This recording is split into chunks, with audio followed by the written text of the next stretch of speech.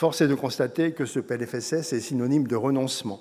Le gouvernement propose de suspendre la réforme des retraites, une réforme qui devrait apporter 8 milliards d'euros d'ici 2028. Pourquoi ? Pour accorder 1 ou 2 trimestres supplémentaires à quelques générations. Je le dis avec gravité, ce choix est une erreur profonde, car derrière ce geste en apparence généreux se cache une réalité brutale. Vous mettez en danger l'équilibre du système qui repose sur la solidarité entre les générations. Est-il juste de faire peser ce coût sur nos enfants et nos petits-enfants ? Est-il responsable d'alourdir la dette publique alors que notre pays est déjà lourdement endetté ? La vérité, c'est que reculer aujourd'hui, c'est créer les injustices de demain. C'est envoyer un message dangereux, celui que les réformes difficiles peuvent toujours être abandonnées au détriment de l'intérêt général. Ce texte va par ailleurs alourdir les charges qui pèsent sur nos entreprises et menace directement l'emploi. Il instaure un malus sur les cotisations sociales pour les entreprises jugées insuffisamment engagées en faveur de l'emploi des seniors et réduit les allègements des cotisations patronales dans les branches où les salaires sont inférieurs au SMIC.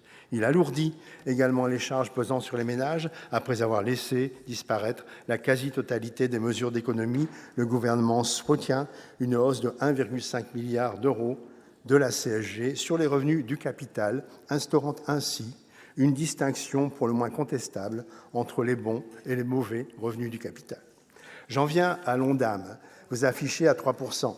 Vous promettez de financer les priorités de notre système de santé tout en annonçant des économies structurelles. Mais lesquelles ? En 2026, concrètement, que comptez-vous faire ? J'ai parlé de renoncement pour la réforme de retraite. J'emploie le même mot pour la gestion du déficit, renoncement. Les faits sont têtus. Nous sommes passés d'un PLFSS à moins 17,6 milliards d'euros à un texte à moins 24 milliards d'euros et encore. Ce chiffre est maquillé.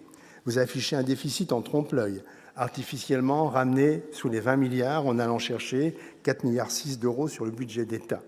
Soyons clairs, ces 4,6 milliards, vous ne les trouverez pas par magie. Ce seront plus de dettes, ce seront donc plus d'impôts. Et plus grave, c'est votre incohérence. Quand nous vous proposions ces transferts en première lecture, vous les refusiez. Vous disiez, et je cite, « Cette politique relève de l'État, son rendement doit revenir à l'État ». Aujourd'hui, vous changez de discours.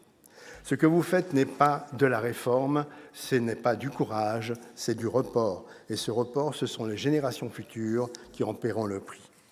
Nous sommes, mes chers collègues, aujourd'hui face à un choix de vérité, un choix de responsabilité. Nous avons montré qu'il était possible d'être responsable sans être injuste, juste sans être imprudent. C'est cette voie d'équilibre et de sérieux que nous continuerons à suivre et de défendre, et c'est la raison pour laquelle nous refusons ce PLFSS issu de l'Assemblée nationale en adoptant la question préalable proposée par la Commission des affaires sociales.